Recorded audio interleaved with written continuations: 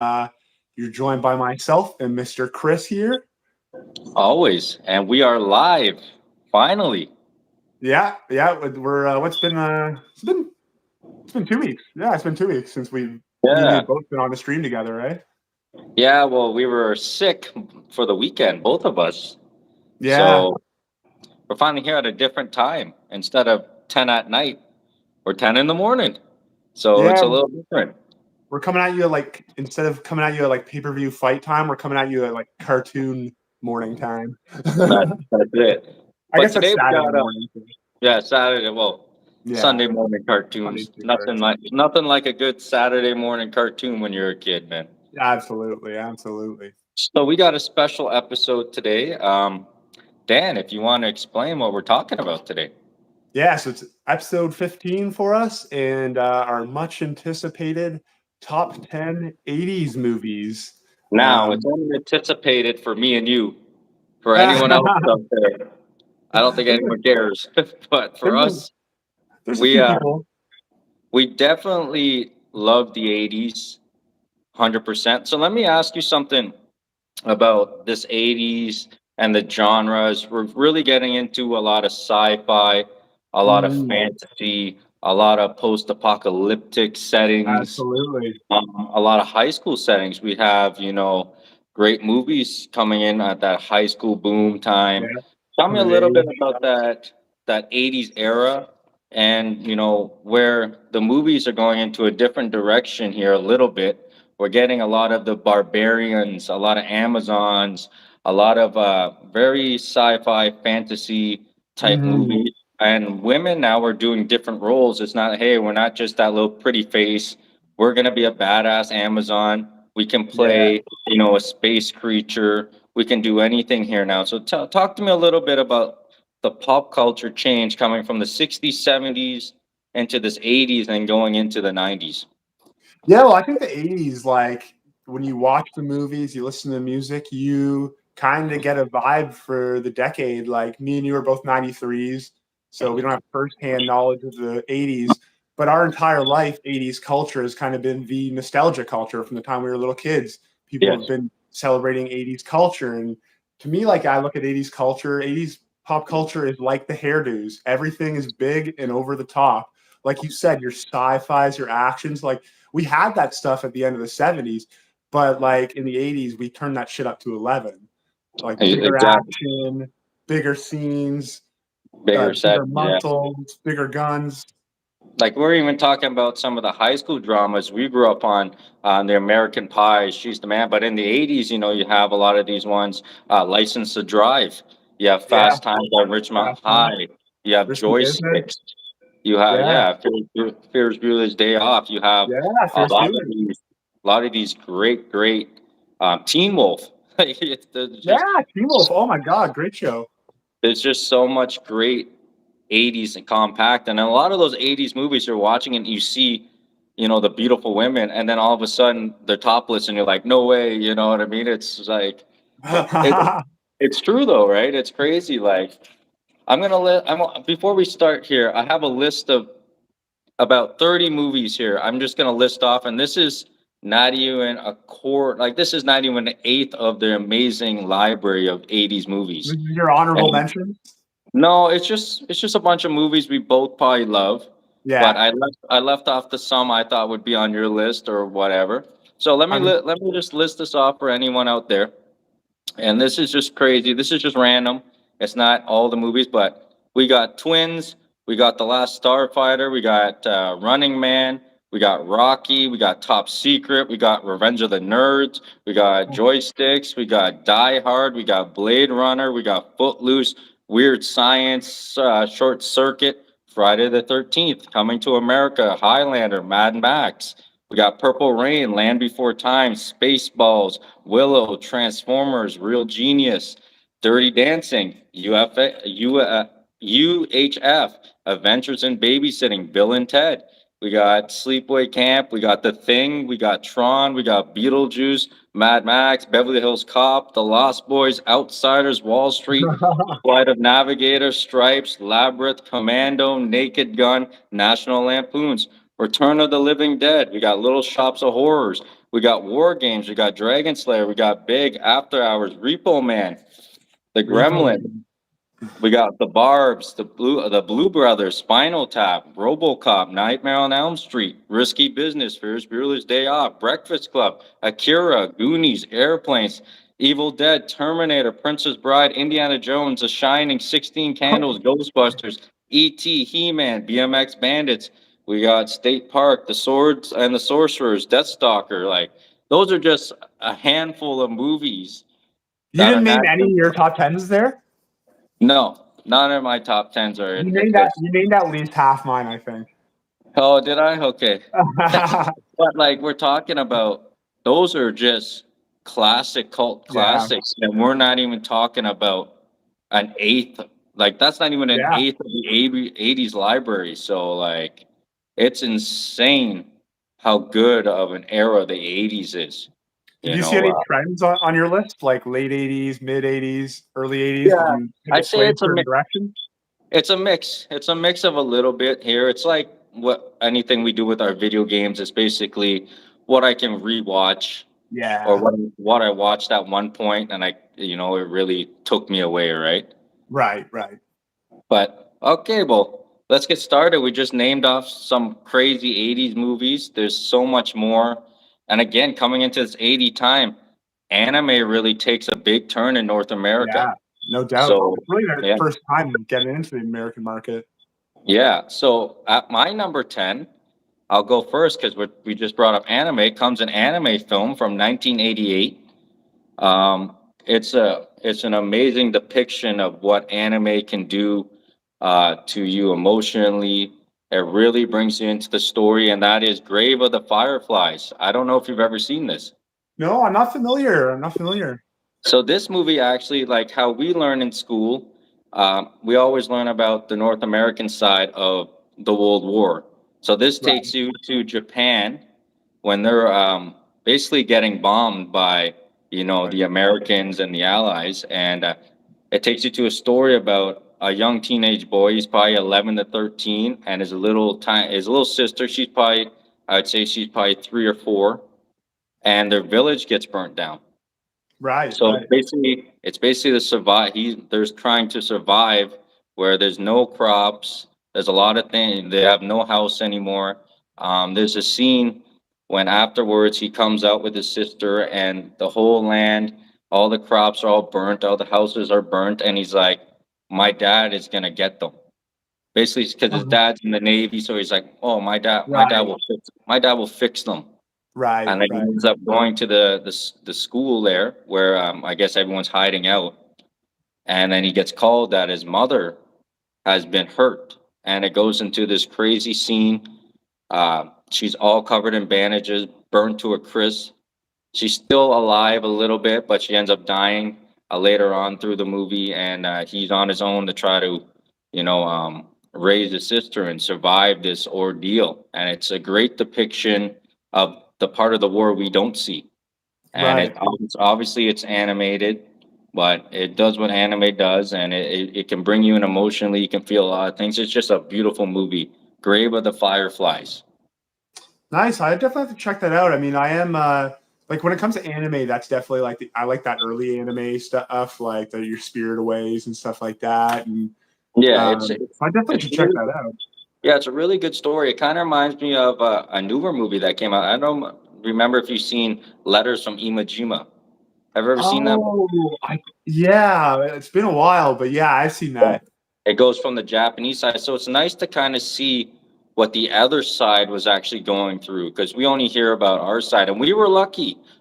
Canadians, Americans got bombed Pearl Harbor, obviously, but we never felt any of that. We never got bombed or nothing, not like how Japan got bombed and stuff like that. So our citizens at that time never went through that hardship of no crops, no food, especially in Japan where it's more farming based back then. So it's a really good depiction of the struggles of this young boy and his sister, and it's very sad because none of them end up surviving. So I kind of ruined the movie, but I'm interested in it because I don't think I've ever seen an anime that didn't have aspects of fantasy or sci-fi. It's just straight realism. Yeah, straight realism. He struggles to keep his sister alive, and she ends up dying from starvation, and then he ends up passing away a little bit after. So it's a really good movie out there if anyone is into a tearjerker um, about the war. Just a straightforward movie here, and it's animated. It's called Grave of the Fireflies from 1988. I should check that out. I gotta check that out. I really enjoyed some of that early anime. That might be my kind of style because I am pretty selective with anime. Yeah, it's a slower movie. It goes through the motions, but it keeps you interested because you're just like, okay, are they going? Our mental is going. They have to survive. They're just 13 Right. years old, and the little girl is 3 or 4. They have to survive. They have to survive, and it's intriguing, man. It's very intriguing. Yeah. All Well, right, my let's number go. 10 is not I going to be want much of a tearjerker like yours. to. What? Um, my number 10 movie is a quintessential action drama of the 80s, 1986's Top Gun. I'm pretty sure. When I was looking through and thinking about all the movies, I'm like, I know a dozen that I think Dan's gonna say. Yeah, and So, you knew that was going to be one of them, right? oh, absolutely. I thought it was actually gonna be higher, but like most of our lists, we do the top 10 list, but these can fall in any number really for us. Yeah, It's yeah. You ask us different times of the week or whatever, it could change completely. yeah. So tell us a little bit about Top Gun because Well, I remember you really got into Top Gun in high school. yeah. If I'm not mistaken. So tell us a little bit about where you first found the love for this movie. My first exposure was through my father and my older brother. They both already loved this movie. This movie came out when my brother was a kid, so he must have been exposed to it pretty young from my dad. My dad's always been into airplanes and stuff like that. Anything with an engine in it, my dad's into. But yeah, you know me. Like I think I had the poster on my wall back in high school, the Top Gun posters. I've always been a big fan of the movie. It's always been a movie that kind of like cheered me up when I was in a bad mood. As much as there are like some sad themes in it, with, like Goose dying, it's a pretty fun, upbeat movie for the most part. Like I said, quintessential 80s movie. You see it in the soundtrack, you see it in the dialogue. It could only be made in the 80s. That's why I was so skeptical about a sequel, and I was really impressed when they pulled off a sequel because I'm like, how do you do Top Gun not in the 80s? How do you do something like that volleyball scene not in the Yeah. 80s? Like the dialogue in the bars, like you could only pull it off at that period of time. And yeah, I think I just associate this movie so much with the 80s as well. Not just being a movie I really enjoy, but just a movie I look at as like an 80s movie. You know what I mean? Oh yeah. Um, it doesn't rank quite as high as some other movies on my list just because as I gotten older, it's like I guess I just maybe respect some of the innovations of some of the other films a little bit more. Not to say that this movie's not innovative. The shots that they got of the planes, like it's all before they could do CGI and stuff. So it's really impressive the real life footage they got. And were able to piece together these dogfight scenes and make them very suspenseful and stuff. And maybe not the greatest acting, but it's cool to see a really young, like 23-year-old Tom Cruise do his thing. Extremely awkward sex scene that I fast forward through every time. Don't like that one, eh? I can't handle any Tom Cruise sex scenes. To me, he's like an asexual robot. Like I can't see him in a set. Like I just fast forward that shit every time. It's always worse because like when we got into these movies, obviously got into that in high school, but when you watch them when you're really young with your dad or your mom, and then there's a sex scene, and then there's that awkward It's so uncomfortable. like silence, everyone's uncomfortable, and we're all just No kind one will of look at looking each other. No, Yeah, but that's a great movie. Like you said, it really dignifies the '80s how they dress, the aviator glasses, yeah. the way they talk, the music. Obviously the volleyball scene, like all that, just fits right into that '80s era. The girls wearing the bathing suits, and for some reason they go right up to their shoulder blades. I don't understand it. Have you I ever don't, heard? I don't Have you get ever it. heard? Have you ever heard the Tarantino theory about what the movie is actually about? No, what do you say? He says that the movie, I think this is actually a dialogue from one of his movies, one of his characters talking about Top Gun, and he's saying how the movie's actually about a man's struggle with his sexuality, and that Oh, Maverick I've heard represents of a it. man on the fence. Iceman represents a man that's already out, fully gay, and it's like that. And at the end, that's like Maverick finally coming out, and him and Iceman embrace. Yeah, that's my number 10 movie of all time. You never know. 1986 Top Gun. You never know, right? Okay, for Big me, time. number 9 comes a movie.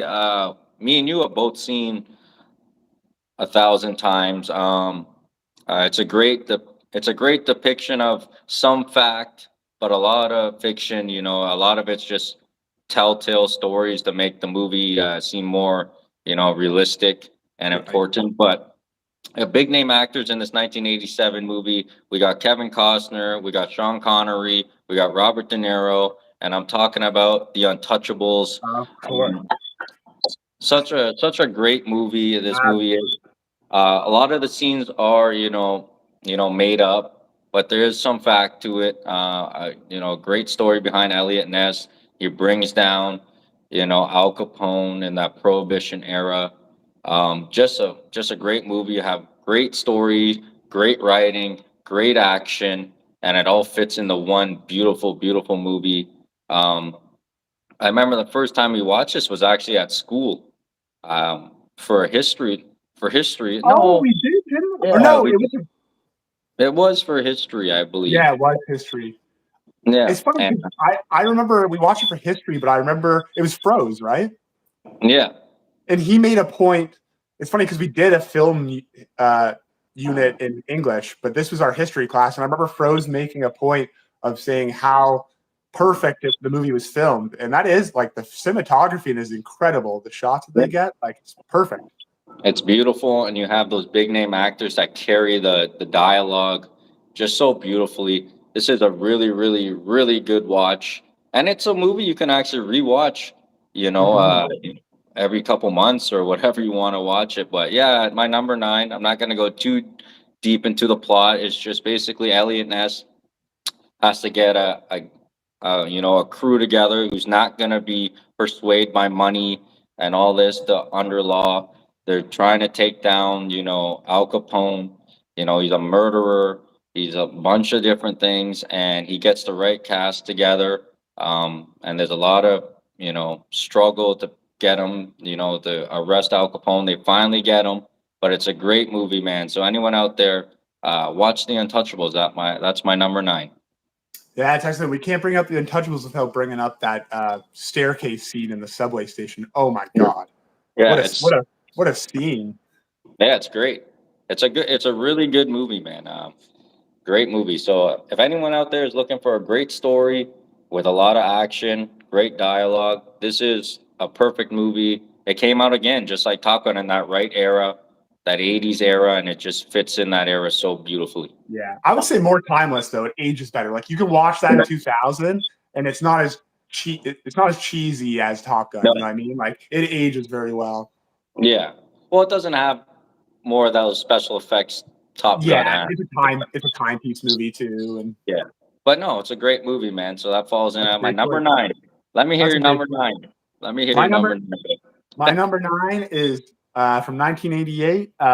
It is my first movie on the first of 3 movies on the list by director John Carpenter, and it is 1988's sci-fi action starring Roddy Piper, and that is They Live. Have you ever Oh, seen They Live? I'm not too sure. Like, if you would start explaining the plot, let me The see plot. if it rings a bell. So Roddy is essentially like this nomad wanderer who is walking the streets of LA when he discovers these sunglasses that when he puts them on, he's able to see the world for what it truly is. And in doing so, he discovers that basically like society's social elites are actually these skull-faced aliens who are keeping the entire human population subdued through like subliminal messaging through media and stuff to obey. Um, it's a wild movie, Oh yeah. like crazy movie, over the top fight scenes. Roddy the Piper and I'm forgetting the name of the actor, but the guy that does like Arbiter and Gargoyles, and he's the crossman pussy guy from Platoon. Oh, I know. I don't know his name either. Him and Roddy Piper have maybe the greatest fight scene in film history. It's like so long, full of nut shots, like just incredible. But then the movie's aged so well because the themes of it seem poignant in modern society, where there's like so much of this, so much like conspiracy and so much speculation and people are very suspect of the media and government and stuff like that and corporations. And I feel like it's oh, look, David said good morning. We got a viewer. But anyways, yeah, so it's just aged very well. And it's just a very unique, cool movie, and it's got that John Carpenter style, and you think that a movie starring Roddy Piper wouldn't be watchable, but it's a great movie, and he fits in well. I have to watch that. That's the thing with a lot of these 80s plots, like we talked about. It's not so much about, the cinematics, the effects. It's about the plot, the storyline, and how it's delivered. Obviously, some of it, like you said, it's not good acting, but that's what makes it such a great movie. It's not about, it's about following the plot and just falling in love with the story. And that's what a lot of those 80s, 90s movies bring to you. So yeah, the plot's kind of like, it's kind of sounding like one of the movies coming up in my list. I'll name it next. So like because it sounds kind of similar, but it's very different at the same time. But a lot of those 80s movies are like that, right? They have a kind of the same plot, but it kind of spins off a little bit differently. Right. So, but like, let's do this too. After we name the movie, let's kind of give it a rating out of 10. Ooh, okay. I like that. Yeah, so go ahead and before you rate that one, rate Top Gun. I think Top Gun. To you. To me, yeah, personally, of course. I'll give Top Gun. I like to rate things fairly harsh. I'll give Top Gun because obviously the acting's not perfect. There's a lot of things that aren't perfect. I'll make it a 7.5 out of 10. And They Live, I think it's fair. Give it about the same. I'll give them both 7.5s. That's fair. No, I haven't seen that one yet, to be honest with you. I'm surprised I haven't seen it if it has a wrestler in it, because that would be I didn't discover it until my 20s. It was one of the later John Carpenter movies I ever watched. I'd seen Halloween before, and it's a hidden gem. It's a hidden gem. Absolutely. Yeah, I'll have to definitely take a look at that one.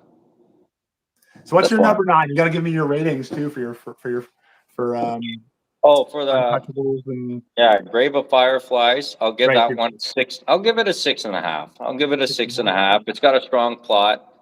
It's a little slow at times, like I said, so it's just kind of one of those follow the motions. Right. And I'll give the Untouchables about the same. I go 6.5 on both of them.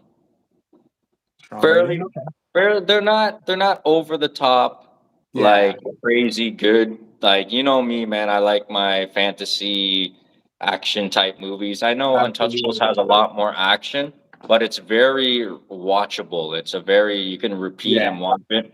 Grave of Fireflies is one of those movies you throw on, you watch it, and you can probably end up watching it maybe a year later, and then you go, oh yeah, this movie is really, really good. Right. So is there anything else you wanted to say about Roddy? Yeah.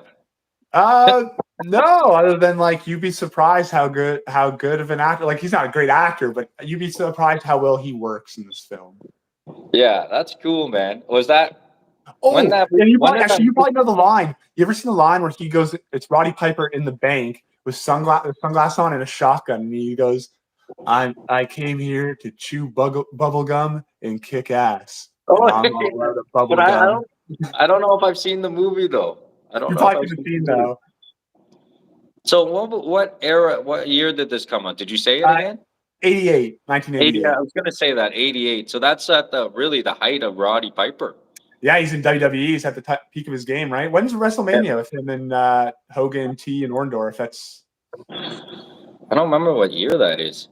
I guess that's like 84 or something, eh? Yeah, that's a little while ago, but he's still a big star, right? Yeah, absolutely. Oh, David, always thought that line was from Duke Nukem. Yeah, Duke Nukem did borrow that line from They Live. Okay, I guess my number 8. my order's all fucked up now because I'm going all over the place. But it really doesn't matter. Like I said, these are all interchangeable.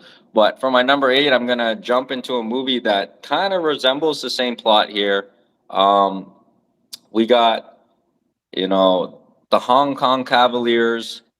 They're fighting off red evil aliens while being helped by good black aliens from from the planet 10, and that is the Adventures of Buckaroo Banzai across the eighth Oh, dimension. oh shit! I have no idea what that is. No, No, I so don't know. no, it's kind of like very similar plot. Buckaroo Banzai has his group, his gang, I guess you can call it, and they're called the Hong Kong Cavaliers. Um, but this alien group, they're actually black aliens, like, but the humans can't see them unless they like give you the power to see them. So it's kind of like Right. the same thing with the Thing with the glasses. glasses, yeah. So Buckaroo Banzai's, the Hong Kong Cavaliers, they all get the ability to see them. So they see the red aliens that are trying to destroy the Earth, and the black aliens are trying to help prevent it. So they work with Buckaroo Banzai, but the black aliens are your normal Jamaicans, full out dressed.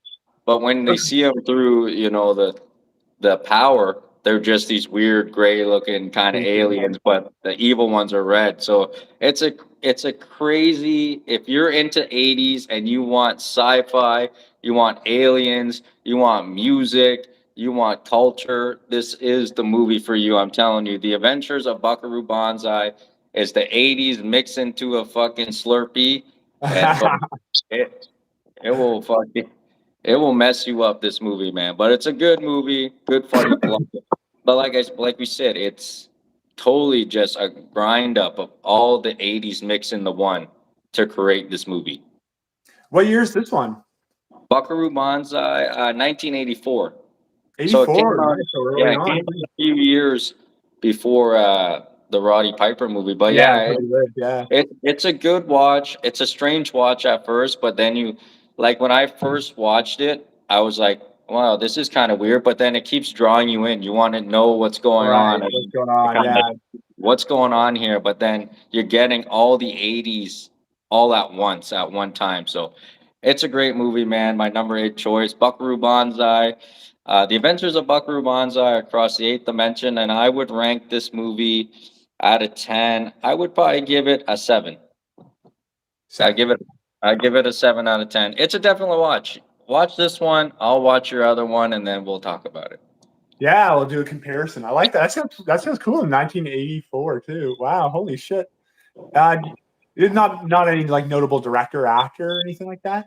I don't even know the directors. Not for sure. There's a lot of great actors in there though. There's the actor from Jurassic Park, the scientist that was always like, "Oh, this is a bad idea," or "This is a bad idea."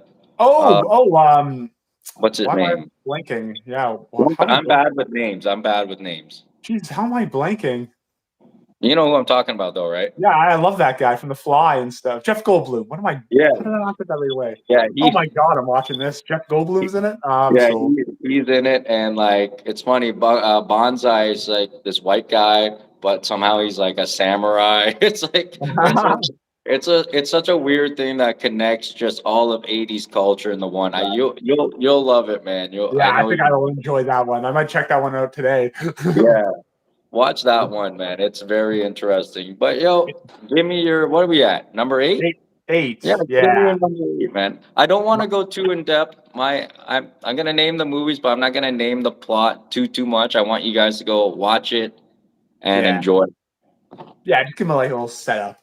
Yeah, but Um, you'll love Buckaroo Banzai. I'm telling you. yeah, that sounds like right up my alley. Even I'll say a little bit in the beginning scene, how they unlock the other realm. They basically have a DeLorean. Like Oh, it's just like in Back to the Future, and they break. He goes through the mountain, but he doesn't go through the mountain. He goes into the mountain, into the atoms. And it's just crazy, man. Just oh, yeah. just watch it, yo. You'll be like, yo, this movie is too much, man. Now, lots of thing with a lot of these movies, like you say the plot and on paper, it sounds like it would be a disaster, but then you watch the movie and you're like, oh my god, this is amazing. Yeah, you'll I'm fucking love counting this movie. so many of these 80s movies. Like, When we end up recapping it before we get to number one, I don't even know it's what because I have mine written down, but I've been going different orders. So nice. I'm just gonna name my movies off until I get to Oh, number yeah. one. Now. All righty. My number eight, second pick in a row, John Carpenter movie. It's 1986 action fantasy, Big Trouble in Little China. Yes, that's I a know you're. classic. Yeah, absolutely. Awesome movie. Quick synopsis. Kurt Russell stars as Jack Burton, who's just a badass truck driver, and he gets mixed up in this uh, crazy, crazy conflict involving this like mystical Chinese underworld crime syndicate where they're kidnapped this woman and they're going to basically sacrifice her so that their crime lord Lo Pan can once again take a flesh form. See, this is what I'm talking about. With the 80s, you're getting these, like you just said, we're getting these crazy, out of the box plots. And you think it's a normal movie, just like Buckaroo Banzai. You're Yeah. watching, it's like, okay, this is gonna be a normal movie, and then it takes this crazy Right off sci-fi the rails. thing, and you're like, what the fuck is happening here? But then it draws you back in with the story, and you can't stop watching. And so many of these movies are like so unique to themselves. Like Yeah. you can't you can't get your fix of these movies other than watching them. You know, I mean, there's no other movies like Big Trouble in Little China. There's probably no other movies like was it Bonsai? What was it? Yeah, it's the Adventures of Buckaroo Banzai. Buckaroo Banzai. Oh God, fuck, I can't even remember that. Buckaroo Banzai. No, Yeah, but I think like these movies are so unique. Like if you're into these movies, like this is your only way to get the fix, basically. yeah, like we brought up like post-apocalyptic settings. Look how much movies in the 80s follow that Mad Max feel. A lot of even a lot of them are kind of like you ever watch the movie Solar Babies? So basically it's these orphans and there's this orb that, it's like magic and it gets taken and these kids rollerblade through the desert finding the ores, but it's like set in like a post-apocalyptic kind of like there's I'm a nothing. rollerblading fan. Yeah, it's just like crazy settings, but somehow the movie works. Right? Not saying that movie's good at all, but I'm just saying. Right? The one I was always dying for as a kid was I wanted Mad Max in a snowy dystopia. I wanted dudes on snowmobiles. Mad Max and snowmobiles, basically, was always my dream. That would be kind of cool. Yeah. That's like my movie equivalent of like your fighting game where you want the Mortal Kombat Street Fighter. I want Mad Max in the winter. Yeah, you want Mad Max on snowmobiles. Yes, exactly. You have the classic guys on the snowboards, like the guys in all 80s movies on dirt bikes. Yes. Yes, exactly. Oh my God. So what do you rate Big Trouble in Little China? That's a cult classic. Yeah. What's the rating on that? Well, I personally have it higher than Top Gun They Live, but I'll try to be a little unbiased in my rankings. I'm going to rank it lower than both those movies. I gave them both 7.5s. I'll give this a 7. Yeah, that's fair for that movie for sure. Yeah. Okay, my number 7. Number 7. All my list is fucked up like I always fuck it up all the time. Number 7 is a movie I first watched in our elementary school library. It was a rainy day, so we couldn't go outside. And I remember our class went into the library, and Mr. Severin, that was his name, he put this movie on, and I was probably in grade 2 or 3, and I still remember it because I wanted to know what this movie was forever. And I remember I would be telling my dad, it's this. And he's like, I don't know what you're talking about. I cannot get this movie. Because we only watched the lunchtime, so we only watched a half an hour of it. Right, you get to see the whole thing, yeah. Yeah, but that half an hour absolutely changed my life into loving this fantasy genre. I had never seen anything about it. This movie is the definition of the power of your imagination. And I am talking about 1984's The Never Ending Story. Ooh, Such a fantastic movie. I remember I didn't know what it was. And then I want to say like decades later, I finally seen it and I put it on. I'm like, this is the fucking movie that I was talking about. I'm serious. But basically, the land, this imaginary land of Fantasia, is being threatened by the Nothing, and this boy's imagination is able to save the land. Atreyu! It's an incredible story, especially for young kids like us. I can only imagine the 80s kids, but they had a lot of movies like this. This was the first time I seen a movie like this when you had these fantasy creatures, you had this land, its horses, its sorcery. Oh my goodness, it fucking blew me away, and I still love it today. And there's fucking three of them, which is amazing. But yeah, 1984 is the never ending story. I'll always remember that day of watching a half an hour of it and then wondering what it was. I even went to Mr. Severin in like grade 6 or 7. I'm like, hey, I don't know if you know, but you put on a movie, so and so, and he's like, I have no idea what you're talking about because it was so long.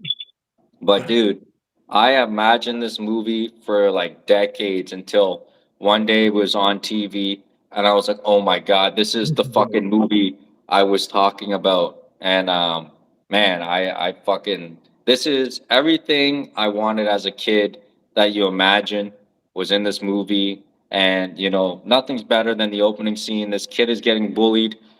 He's running away from his bullies. He ends up in a bookstore, and he ends up, you know, getting this book, going into the school attic, and then the imagination takes over from there. I love Yeah. this movie so much. I'm gonna give it an 8 out of 10. I absolutely love the Neverending Story. Do you remember when you first watched this movie?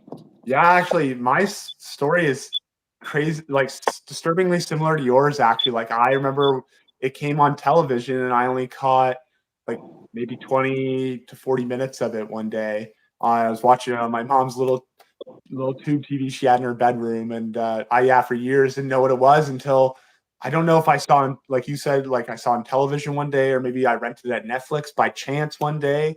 But yeah, great movie.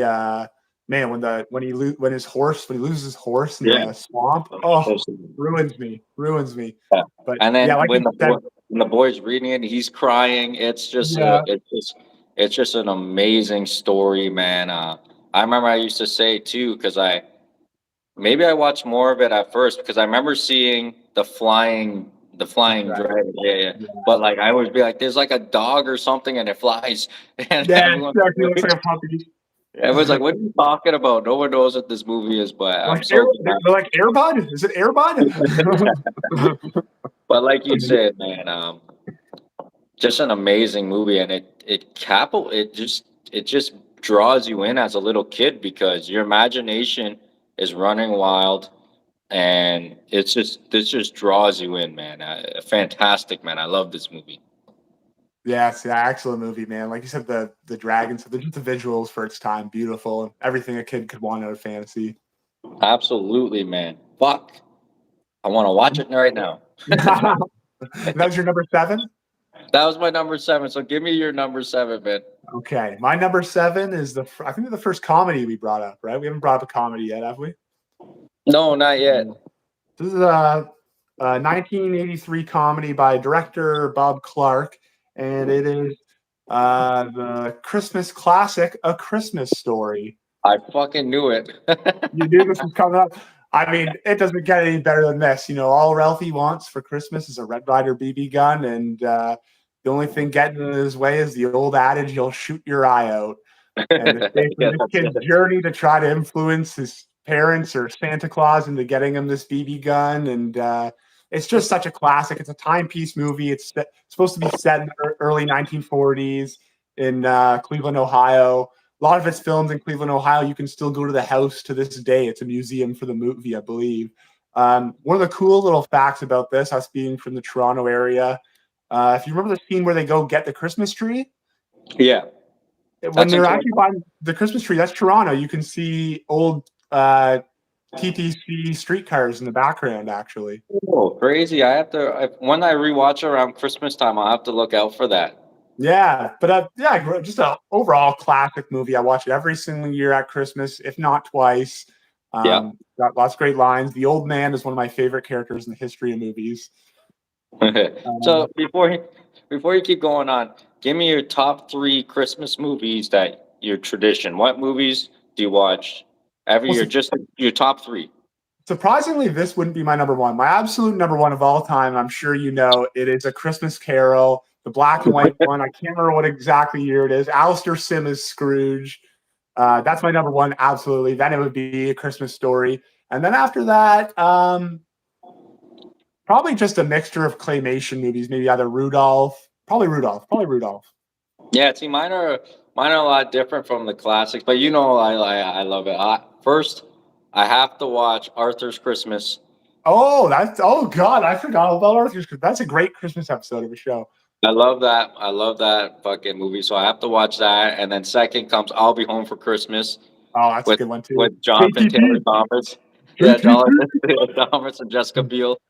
And then I have to watch fucking Turbo Man. They're all Jingle All the Way. Yeah. Oh yeah. Sorry, Jingle All the Way. Turbo Yeah. Man. And then Nobody my wife's wants favorite is Booster. my wife's favorite is National Lampoon's Christmas. So we have to Oh, watch. that's a great one too. That's a great one. Shitter's back though. So those are like the four that it's a must watch throughout the Yeah. season. But yeah, man, like you said, A Christmas Story is a cult classic, man. Yeah. That's Just must a for me at great- Christmas time. So for you, I know you love Christmas. Does that change your ranking on this movie for your out of 10? Yeah. It's tough for me because I think this one has a lot more mass appeal than the other picks I have. It's other than Top Gun, probably the most popular of the movies I said so far. That doesn't mean it's better. I'll give it a 7.5. That's fair. That's fair. I'm I really would say sticking in the same realm for all my ratings Yeah, so far. I think I'm around that 6 to 7-ish for mine as well. Yeah. Anything else you'd like to say about it? Not much else other than I watched the sequel that they made. It's definitely not in the same. So what's the Christmas tradition when you're watching? Is it blankets, cuddles, and hot cocoa, or is it just? Well, this one actually for this one's usually Christmas morning for us. Like it's Christmas morning. Yeah, because our Christmas I forgot what a Christmas movie because our Christmas Eve is always Polar Express, and then at midnight we watch Christmas Carol. Oh, what a good movie that is too. Polar Express is great. Wow. Great movie. Okay, now in our next episode, top 10 Christmas movies. No, I'm just kidding. Yeah, dude. At Christmas time, we're definitely doing Christmas movies or Christmas episodes. What's that Christmas movie when it's a 90s one, but it's a man escapes from jail and he hurts his leg, and the kid thinks he's Santa, so he has him live in the basement of the apartment.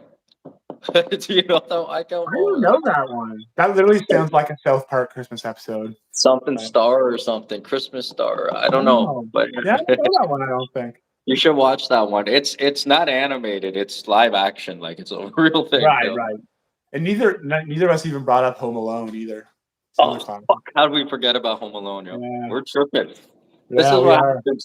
When you go live and you're just not prepared for what's next, you just forget a bunch of shit. That's the story. But okay, what are we at? Number 6? Number 6. Fuck, I always fucking up my list, Joe.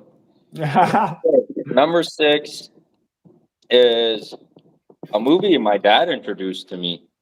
And it's a 1988 movie. Unprepared, unsubscribed. That's awesome. David rules. But a 1988 movie. I first watched this movie, but I fell in love with this actor way before then. But when I was watching one of his other movies, my dad was like, "Oh, you definitely have to watch this movie." And he was like, give me 5 minutes and I'll go get it. I'm not going to tell you how he got the movie so quick. That's for your imagination.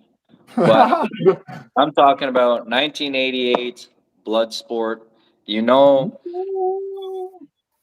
I fucking love this movie.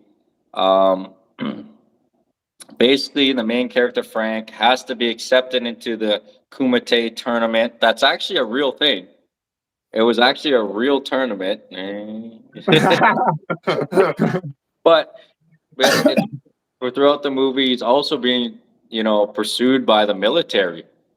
Yes, because they're trying to stop him, right? Yeah, because he went AWOL, right? So it's a great story. It's your typical Jean-Claude Van Damme movie before he got into the '90s, when you have these amazing training scenes, and Yeah. then he always comes up on top, and then we have the great Bolo Young in it, you Yes, know. Bolo Young. I love Bolo. You can't talk about Jean-Claude Van Damme without Bolo Young, Um, He is one of the perfect villains to like Yeah. end a tournament. Like he's the perfect. Oh, he's the final Well, boss to beat. the Fuck, he's dude, huge. the dude's a bad guy in Bloodsport and Enter the Dragon. Like that is Yeah, like the kung fu holy grail. Like this movie, when I first saw it, I was in awe. Like I was like, this is the greatest thing I've ever seen. This is Johnny Cage fighting in a fucking like that's what I felt. I was yeah, like, this is like Mortal Kombat. This is like Johnny Cage fighting in a fucking tournament for his life. Like it is amazing. It's funny. Has a couple, classic Jean-Claude Van Damme sex scenes. Like it has. it's got the It, dancing scene too, doesn't it? It has this dancing scene, right? yes, is that in Bloodsport? I can't remember. Or is Yo. it Kickboxer? No, it's in Kickboxer, I think. Yeah, I sometimes wait till Kickboxer, like that opening scene in Kickboxer where he walks in, tongue post kicking the wall, and Yeah. then the hilarious. He goes back to tell his brother, his brother, yeah, but can he move like me? It's your typical Jean-Claude Van Damme storyline. You know what I mean? He has to train. You get everything you want out of an action movie. I absolutely love Jean-Claude Van Damme. For me, again, I'm gonna stick around that 6 to 7. I'm gonna give it a 7. But yeah, what number was that? Number 7 for me. 1, 2, 3, 4. Number 6. Number 6. Number 6 is Bloodsport, and it gets a 7 out of 10 for me, man. Great That's movie, an great watch. excellent pick. Yeah. Excellent pick. Bloodsport's awesome. The underrated character in Bloodsport. You remember like this skinny French like Muay Thai guy? I don't think Yeah. he didn't have any lines, but he kicks a fair bit of ass in it. Yeah, there's a lot of great characters in it, man. I'm surprised. Was that ever a video game? No, but it just feels almost like a Street Fighter movie. Like it Yeah, that's feels what like I'm a fighting thinking. game. Right when I watched it, I'm like, he's just Johnny Cage. Yeah, yeah. He's in the army and everything. It's just perfect, Joe. But I love every Jean-Claude Van Damme movie. I know typically they're all the same, like plot wise, they're very, Yeah, very similar, but there's just such great action movies. And I wish he kicked Steven Seagal's ass that time or whatever. Remember that little feud they had him and Seagal? oh yeah, he would beat Steven Seagal's ass. Steven Seagal doesn't do anything; he's just a fat piece of crap. Only doesn't move his hands a Yeah. little bit like this. There's nothing better than seeing Van Damme do the splits, do his high kick, and see him fuck a girl. There's nothing better than Claude Van Damme. The dude is definitely an athlete. Like you look at him and he reminds you of like a GSP or something like Yeah. physically. Yeah, he's fucking. I love Jean-Claude Van Damme. Him and Arnie, I fucking love Yeah. him. That's pretty much. I mean, that's like when it comes to like muscles and guns. Arnie's the guy when it comes to kung fu, kicks and punches. Jean-Claude Van Damme's the man. Yeah, that's it, man. Imagine seeing like a movie like with him, Bruce Lee, Jackie Chan, Jet Li. Like imagine like that weird. Like if you could go back in time and make an Expendables movie with them in their primes or something like. Yeah. I will say this. I already said this previously, but it like broke my heart when I found out he was like a coke addict. I was like, no, Oh, he was, eh? not Jean-Claude Van Damme. But I will say this. This is how much I love Not Time Cop. I will say this. This is how much I love Jean-Claude Van Damme. A funny story. This goes back to actually when I had my Lumina. This man was dating this girl at the time, and she was like, Jean-Claude Van Damme sucks. I was like, hey, you better watch your mouth or you're going to be walking. You're like, come on, don't do that. Don't do that. And I'm like, then she said it again. I pulled that sucker over and I'm like, get the fuck out. And then you're like, come on, man. If she goes, I have to go. I'm like, I don't give a fuck. Get the fuck out. She was poking the bear. She was Yeah, poking the bear. you both end up walking home, but we met you there anyways. So it all- we met you back at your house after you walked home. But I told her, Don't fuck with me and don't fuck with Jean-Claude Van Damme. I think I feel like you did that to me one time too because I said Bruce Lee would kick his ass. You stupid son of a bitch. Did you see you're not there? You're like, you said what? It's fucking. I seen this video of like, I guess he was training with Cody Garbrandt, and then I Oh. guess he was just like doing. I guess he was doing a little seminar thing, and yeah, I guess he must have been there, and he was doing his kicks, and I guess he accidentally touched Cody Garbrandt's chin, and Garbrandt got all mad like he was gonna do something. It was like what? Well, he's gonna be up an old like how old is Jean-Claude Van Damme? He's like gotta be in his 50s, right? Even though it's not in this movie, the best scene ever is when he's in Street Fighter and he gives him the good old fucking uppercut and he's got the flag. Oh, all right. Give me your number 6 before I keep talking about my fucking crush, Jean-Claude Van Damme. All right, my number 6. I think it'll be on your list. Hold on. Can I tell another story quick? Yeah, sure. I had this wallpaper on my computer, but like, you know, at my house, like the one computer was like family's computer, like yours. Yeah, but I had a wallpaper and it was like a half naked Van Damme doing his kick in the water. And then like the water was going over his, and I was like, I really like this picture, but it looks gay. So I had to, I was like, okay. Your dad's just gonna come home from work, look at the computer. Oh. I should have never showed him Bloodsport. But the cool thing was like, the Bloodsport thing though, it was kind of cool. Like even with your old man, when it's like, he's like, yeah. After I watched it, I'm like, oh, this movie's amazing. He's like, yeah, I know. I seen it in theaters. Like I went opening day to go see it. So it was kind of cool to kind of have that bond with like my dad that watched the movie he watched, right? But all right, buddy, give me your number 6 because I can go on with Jean-Claude Van Damme all day. My number 6, like I said, I think it might come up in your list. My number 6 movie we both watch, and well, yeah, I think we've both been watching since we were a kid. I know you got into this stuff maybe a little bit later, but it is, of course, the 1980 classic sci-fi action, George Lucas, Star Wars: Empire Strikes Back. Okay, we're going Empire Strikes Back. Great movie. I didn't even put any notes down because I don't even need notes to talk about Empire. You know, it's definitely this, in my personal opinion, the standout of the Star Wars movies. It's the only one to have a sad ending. It's the only movie that ends where the heroes are basically in the worst scenario than they started, essentially. It's also something I was introduced to as like a different way to watch the trilogy. I'd always watched the trilogies like you watch the prequels and then you watch the originals, and it's like the story lines up. But someone once introduced me to watching it in an order where it's like you watch A New Hope, you watch Empire Strikes Back, and because Empire Strikes Back ends on a sad note, then you treat it like it's all one big movie, basically. So you watch those two, and then you act like it's a flashback. Boom, boom. Explain the whole backdrop of the characters right after you find out that Darth Vader's Luke's father. That way that surprise isn't killed either. You find out the backstory of all that, and then you come back and you finish up with Return of the Jedi. And I've watched it like that before, and it's actually kind of a nice way of watching all 6 movies. Yeah, it explains a lot, right? Yeah, and that way you don't have any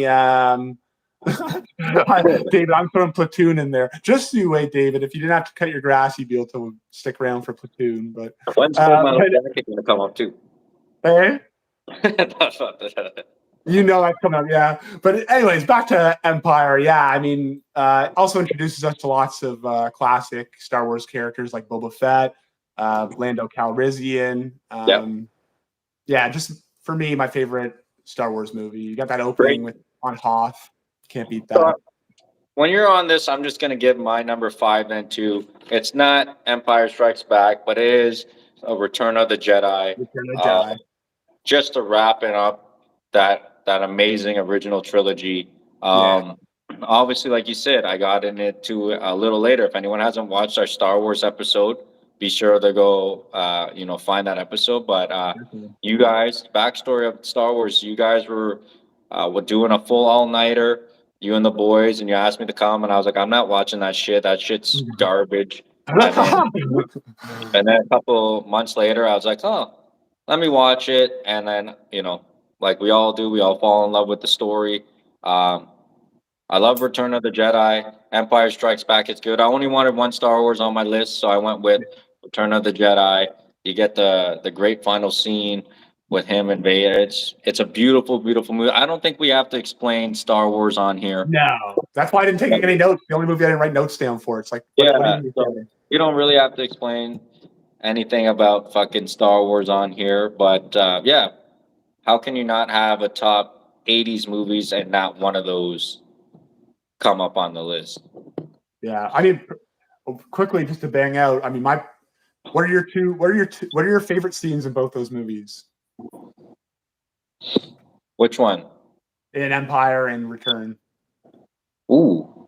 For me, like I would for Return, I always enjoyed the scene that nobody enjoyed, and that is the Ewoks on Endor. I always enjoyed Endor, and with Empire Strikes Back, it's a lightsaber battle for me. Yeah, it's the lightsaber battles for me too. Like, and the final scene where it all comes together and they bring down the Sith, and the once you watch the original, the prequels, and then you get there, you watch the original ones, you put it all together, like you said, you're like, the prophecy did come true. Mm-hmm. Right? Like Anakin did really fulfill the prophecy. Obviously, he went to the dark side, but it all comes together perfectly, right? I think we're all still. Has anyone ever explained? No, that's not. Nah, I don't need to bring that up. That's all right. It's not even a big thing, but I remember a lot of people were like, "Oh, Leia kissed Luke." It's like a big thing. Yeah, an Empire. Yeah, well, it is a little creepy. I don't know if like. I don't know. I can't remember. I feel like I've seen them discuss it at some point, but I don't know if they had already figured out that was going to be that they were going to be siblings when they did that scene. But yeah, it's definitely a little weird. Definitely. But we're talking about a lot of movies. Not so much. I don't want to say it happened in the '80s a lot, but we're talking about a classic movie that's going to come up on my list. Probably come up on yours when someone goes back in time and his mother falls in love with him. So like, yeah, but that's supposed to be taboo, right? That's supposed to make it funny. It makes it taboo. But the Star Wars one, it's like you're not supposed to notice that it's weird. Like, and she even says in Return of the Jedi, he's like, he tells her that she's his sister, and she's like, I know. Somehow, I always knew. It's like, what do you mean you always knew? No, but yeah, just that ending scene, I just love it. Yeah, the Jedi, especially when you follow the story and then it all just comes together, and then it's like, oh man, the prophecy was finally filled out, and then you got the new Disney ones, and that's a different story. And they fuck up the whole thing. They fuck up what should have been the perfect conclusion. Yeah, so we won't get into that. If you guys want some of that again, we do have our Star Wars podcast episode. Yeah. Be sure to check that one out. There's a lot of cool little things we get into, like always. But give me your number 5, because I just gave you my Return of the Jedi there. So. And Return was your number 5? Yeah. Oh, quick ratings. Those movies, I give them. Yeah, 8. Go ahead. I give them both 8. I'll give them both 8s. Yeah, I would say about that. I would say about 8 as well for those movies for sure. So my number 5, staying in the same genre, different director, sci-fi. Another director known for making great sci-fi movies. That's Ridley Scott, and that is 1982's Blade Runner. Great movie as well. Yeah, it's a movie set in a dystopian future, dystopian LA, and it's kind of funny because their dystopian future is our past now. It's set in 2019, I think that movie's set in. Yeah. Basically, like this world where this big company named the Tyrell Corporation creates these human synthetics to basically help humans off world with work, whether it's like mining, farming, whatever it may be. And this group of rogue, high tech replicants return to Earth, and it's up to this one cop or Blade Runner to hunt them down essentially and deactivate them. I think for me, with a big selling point of this movie is setting. Like it's that I think few movies before this had ever pulled off that dystopian urban setting as well as Blade Runner, and it's kind of something that I think like later on, a lot of like later Star Wars has incorporated that. You see a lot of the Blade Runner settings in like when you see like Coruscant in Star Wars and stuff like that. It just seems like a very influential movie in the genre. There's a lot of B movies that are Yeah. very similar. Like I mean, me and Kyle recently watched this movie Tracers, and it was basically like a B version of Blade Runner from later in the 80s. But yeah, Yeah. very highly influential sci-fi movie. Um, it's hard for me with it and Star Wars. Like if I was having the entire Star Wars trilogy, I would put it above it. But as individual movies, I would slightly give the edge to Blade Runner. I'd be willing to give Blade Runner an 8. I'll give it an 8.2. That's a fair. I would say it's around there as well. But tell me a little bit about Harrison Ford in the '80s here, because he's Oh, in a he's in a lot of bangers, if we can absolutely. say that. Yeah, the problem is I don't know. I can't remember. A lot of them are like I don't know if it's 80s, 90s. Like I think The Fugitive and Air Force One. That's all Yeah, 90s. But that's yeah, '90s. for Yeah, basically 2 decades, this guy was one of the premier action stars. I would say in the 80s, outside of Arnold, he is the premier blockbuster action star. and Between his movies are bringing in 5, 6, 7 times more than Arnold for Yeah, sure. and these are big franchises. We're talking Star Wars, Indiana Jones, Yeah, like big you got franchise shit that they can still make money off of to this was day, and they can American still cast Graffiti and go was back. American Graffiti in the '70s, or was Oh, that early '80s? yeah, because it's pre-Star Wars. Yeah. Oh, So, great movie. That's my dad's favorite movie of all time. but that's '70s, right? Yeah, yeah, because the first Star Wars is 70s. That's like one of the first things he ever did. Yeah, Uh, but yeah. Quick tidbit about him: he's actually has a quick role in my favorite movie of all time, which is Apocalypse Now. He's actually in the mission briefing scene. Yeah, Got a he's couple of them. in the '80s. He trickles in, like you said, a lot of those big blockbusters. So Yeah. yeah, very very good actor to carry a movie, especially a sci-fi movie like the Blade Runner. Yeah, yeah. Yeah, he's on So top of his game at this point. what about the Fifth Element? I Fifth Element, a lot of people like. I tried to watch Fifth Element one time, and I got to. That's the one with Chris Tucker, right? Yeah, that's one where he's fucking. Oh, it's just Chris Tucker. Oh my god, that's Yeah, I so don't I mind it got to the point where until Chris it's Tucker just like, started talking. I'm like, I can't do this shit. yeah. Once I like it, and then when Chris Tucker comes, I'm like, man, come on, why you gotta ruin the movie, man? That's what I'm saying. Yeah, it's weird and out of place, but maybe I need to give it a better chance. I don't know. Yeah, but Blade Runner all the way though, right? Yeah. All right, number 4. What's your number 4? Well, it wasn't so high up this movie, but it's getting there now because we went fucking all. I went all over the place, but again, this is a classic. As a kid, again, getting introduced to this movie. I know you probably love it. It's probably not on your list, but it's on my list. But all young kids love this story, and that is 1985's The Karate Kid. Oh, the Karate Kid. Yes. It's just basically a boy moves into a new city. He's bullied, and then a martial arts master. We all know Mr. Miyagi some way, somehow. We all know the teachings of Mr. Miyagi. Maxwell Teaches him, Markoff. karate, and he's able to win the tournament. There's a great other spin-off to this of, you have the LaRusso, obviously, but you have a great spin-off of like what he was the bully. I don't know if you've ever seen Yeah. that kind of theory, right? So it's Yeah. kind of Yeah. funny. Like he comes in there, he takes the girl, he fucking beats him up. You know what I mean? He fucking sprays water at him on Halloween and stuff. So it's a great movie for anybody who wants a story like this. A young kid bullied. My favorite movies have to do with young kids, going on adventures and stuff. This falls right in that category. I've even watched the TV show. I love it. Have you Yeah. watched Cobra it? Kai. I have watched Cobra Kai, no, but I've always hear good things. It was good until the last season I saw, and it was just me and my wife were watching. We're like, wow, this is just getting out of hand.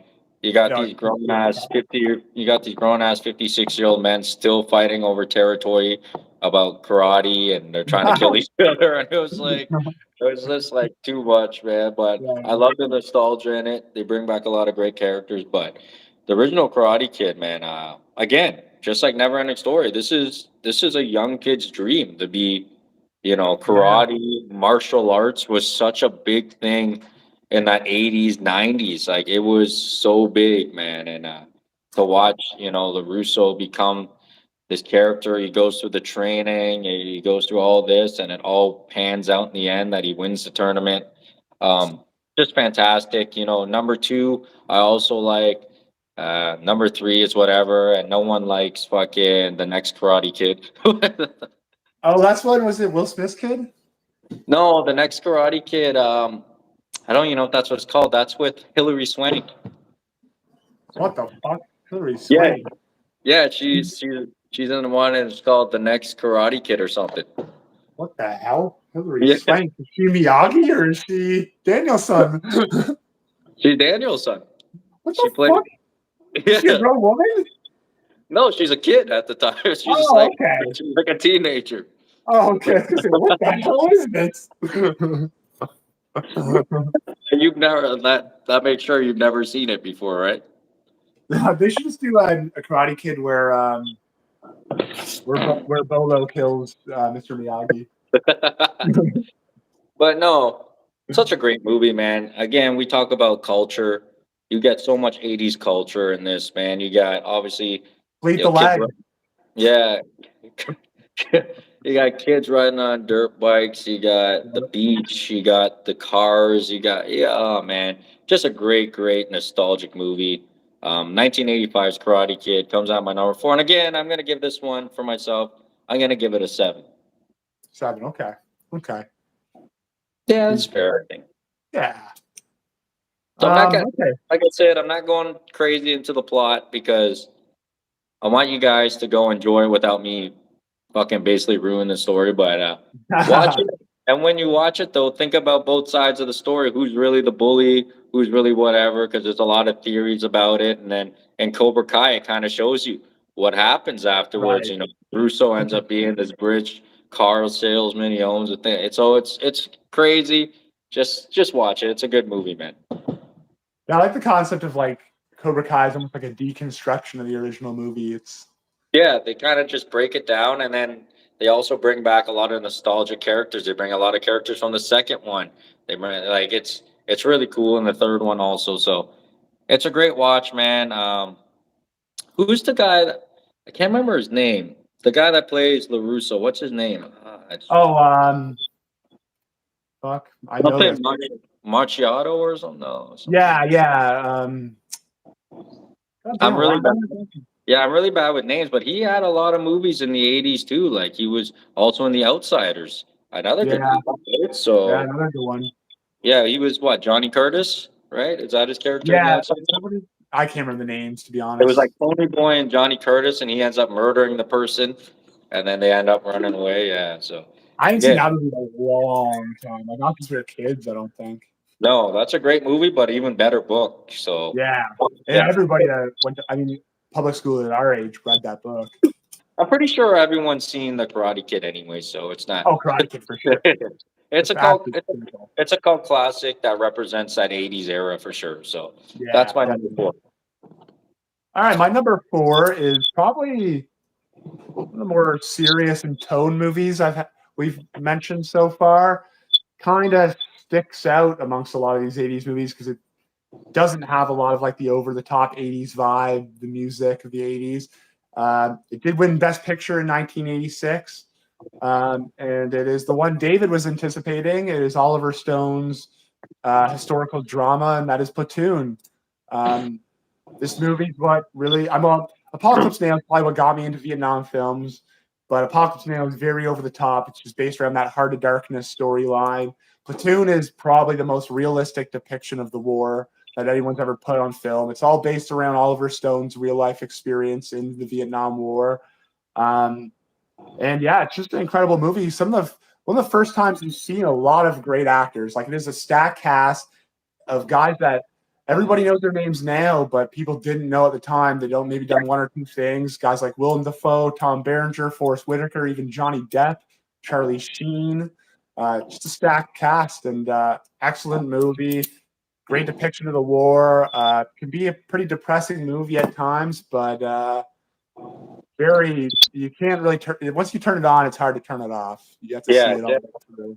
Definitely a movie that depicts a different side of the Vietnam War for sure, soldier wise, right? And just just a really a war that didn't have to happen. Well, with the states being involved, Yeah. really, this movie and Apocalypse Now, like you said, really turned you into a war fanatic, I would say, and you really Yes. studied a lot of it. You appreciated, the soldiers that went there, and you're not even from the United States, and No. No. that really drove us to making our own war movies, right? So we actually went out, made two war movies based on Dan's love for this movie and Apocalypse Now. So Yeah. a really good call. I remember you were like, "Come over and let's watch it." And then I remember we you dimmed the lights and we ended up watching it. And it's a good movie, man. A really good Yeah. movie. What do you rate that movie? What do you Um, rate it to? I'm gonna give this one pretty high. I know it won Best Picture, so I feel comfortable doing so. I'm gonna rate this an 8.8. That's fair, man. It's a great depiction. There is actually a lot of B and C level Vietnam movies throughout the 80s. Like Oh yeah. there's quite a bit, and they're all based on different how platoons acted, right? Like you have ones like you said, they're very serious. They raped a lot of women. They burnt a lot of villages. Mhm. They didn't follow that code, but you get a big sense of that and differentiate in this movie. So it's a really good 80s movie. So Yeah. like if you're giving someone, obviously we're doing our top 10, but do you give this movie to someone that goes, "Hey, I want to jump into the 80s. I want a good movie." Is this a movie you go, "Hey, watch this movie," or is that a little bit too much right off the I bat? wouldn't say so because I don't think that this movie is really. This movie just happened to be released in the 80s. This movie could have been made in 75. It could have been made in 95. It could have been made in 2005.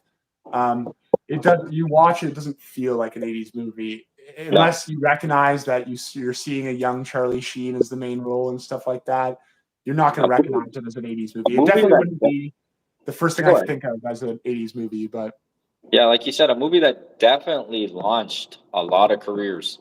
yeah, yeah. It's Charlie Sheen's brother is from Martin. Repo Man. Right? Well, Does he play in Repo Man? oh, Is that Emilio Estevez. Otto? That's not Charlie Sheen's brother? I might be getting In mixed which up. in which movie? Repo Man. The 80s Fuck, is Repo it? Man. Yeah, I He think it is. plays It's Emilio. Otto. It's the same guy that plays in the Mighty Ducks as the Yeah, coach. yeah, yeah. That's his brother, Emilio Estevez. They just don't go by the Yeah. same last name. And then Yeah, okay. their dad's Martin Sheen. He's the lead in Apocalypse Now. Yeah. That Repo Man's a good movie, but it's such a weird plot too. Like it's like you open up the trunk and you're Spanish. So that's not your number one. No, no. I was happy that it got delayed because I ended up rewatching a lot of movies to kind of like be like, I Right. remember because like some of them so I ended up actually rewatching Repo Man actually like 2 days ago just to see if it would or could make my list, right? Didn't quite though, eh? No, like it wasn't like it's different, right? When you see what online says and then you watch it, like it's not my 80s. Like I love the 80s style movies. I love it, but it's not the style that like I can Yeah, watch it over and over and over again, right? yeah, It's just yeah, one of those sites. But no, Platoon's one of those ones that you can watch over and over again because like it's just a great, great movie, man. I like yeah. that. I knew it was coming. Yeah, I you knew it knew was it coming at some was point. coming. That's That's a my good number movie. four. So we're into your top three now, right? Yeah, I'm surprised that was at number 4 for you. I thought it was gonna be higher You gotta actually. be higher. There's a lot of There's good another movies in the 80s. there's another movie that I know that's gonna be up there. So Yeah, I think you know. I think I know which one you're thinking of. okay, so my number 3, um, I just talked about my love for this guy. Also, um, it's a movie I've watched countless times. It's got again. You want to talk about characters? This movie has fucking tons of great characters. They all are different type of soldiers. They all, make this, platoon, if you want to call them, Mhm. come together like glue. And that is The Predator from Yeah. 1987. Basically, this is, your typical movie here. Dutch and his team are sent to Guatemala to rescue those pesky politicians that always get caught. And Yeah. why is it always this? They have to rescue politicians. They're the scum of the earth. But you know what I mean? For corruption, we have to go save them and lose lives. But and then he ends up, you know, running. They end up running into this out of this world creature that's super strong and it's able to go invisible. And Dutch finds a way to avoid his, you know, heat seeking sensors and to essentially beat him, right? So Yeah. it's an amazing movie. It's much better than Predator 2 with Danny Glover. Oh my god, that was I horrible. I don't mind that one though. I Oh like my! I know The it's Predators fighting Jamaican gangsters. Danny Glover shooting lasers and shit. Oh my god! it's your typical 90s 80s movie, you know, it doesn't make sense, but you have to love it, man. I mean, Arnold read the script for Predator 2, and he's like, "I'm not doing this shit. Probably. I'll do a fourth Batman movie." You know what he probably said? He probably read it and was like, give it to Stallone. He's like, give Yeah, it to it's that short fucker. And then they were probably like, "Oh, we're going to the streets of Harlem or something.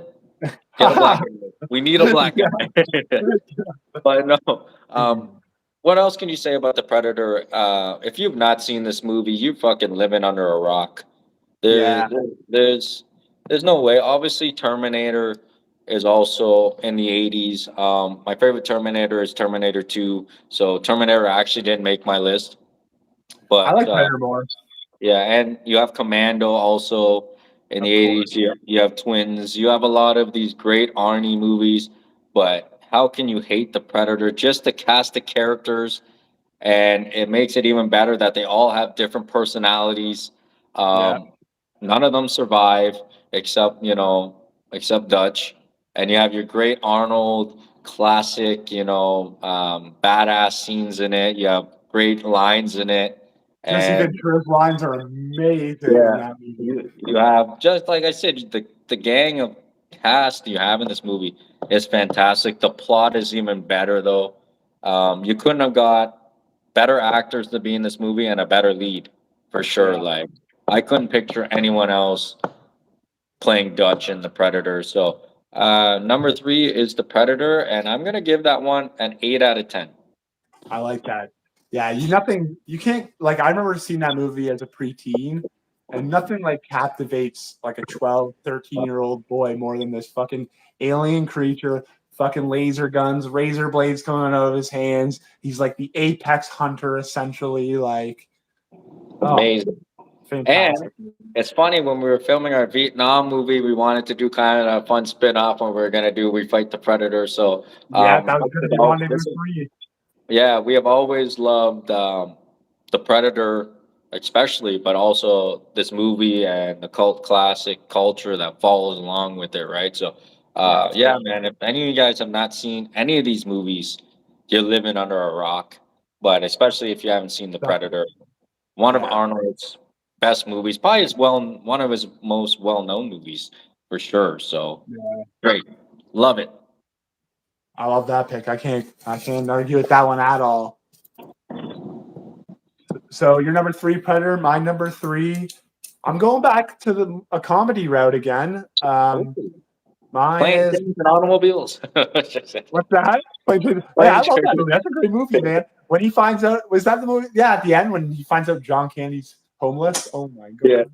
Yeah, it's a good movie. Yo. But no, number three is the Rob Reiner comedy mockumentary, rockumentary. This is Spinal Tap, 1984. This has been one of my favorite movies since I was a little kid. I've always been a huge music fan. Got into old school rock and roll early on.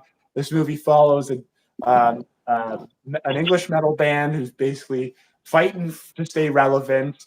They run into all kinds of problems, whether it's lack of ticket sales, poor reviews, or stage sets being designed too small, bickering within the group. But it's all just layered with just fantastic, witty humor.